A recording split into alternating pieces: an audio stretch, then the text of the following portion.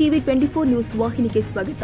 Muslim ಸಮುದಾಯಕ್ಕೆ ಗುತ್ತಿಗೆಯಲ್ಲಿ ಮೀಸಲಾತಿ ನೀಡಿದ್ದನ್ನು ಖಂಡಿಸಿ ರಾಜ್ಯ ಸರ್ಕಾರದ ವಿರುದ್ಧ ಬಿಜೆಪಿ ಕಾರ್ಯಕರ್ತರು ಪ್ರತಿಭಟನೆ ಮಾಡಿದ್ದಾರೆ. ಈ ವೇಳೆ ಬಿಜೆಪಿ ಕಾರ್ಯಕರ್ತರು ಹಾಗೂ ಪೊಲೀಸರ ನಡುವೆ ವಾಗ್ವಾದ ನಡೆದಿದ್ದು, ಬಿಜೆಪಿ ಕಾರ್ಯಕರ್ತರನ್ನ ಪೊಲೀಸರು ವಶಕ್ಕೆ ಪಡೆದಿದ್ದಾರೆ. ಬೆಳಗಾವಿಯ ಚಿನ್ನಮ್ಮ ವೃತ್ತದಲ್ಲಿ ಬಿಜೆಪಿ ಕಾರ್ಯಕರ್ತರಿಂದ ರಾಜ್ಯ ಸರ್ಕಾರದ ವಿರುದ್ಧ ಘೋಷಣೆ ಕೂಗಿ ಆಕ್ರೋಶ ವ್ಯಕ್ತಪಡಿಸಿದ್ದಾರೆ.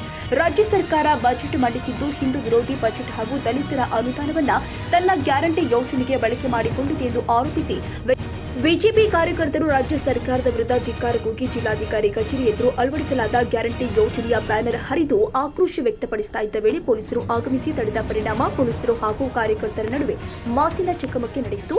ಇದೇ ಸಂದರ್ಭದಲ್ಲಿ ಪೊಲೀಸರಿಗೆ ತಳ್ಳಾಟ ನೂಕಾಟ ನಡೆಸಿದ ಸುಮಾರು 8ಕ್ಕೂ ಅಧಿಕ ಬಿಜೆಪಿ ಕಾರ್ಯಕರ್ತರನ್ನ ಮಾರ್ಕೆಟ್ ಪೊಲೀಸರು ವಶಕ್ಕೆ ಪಡೆದುಕೊಂಡಿದ್ದಾರೆ.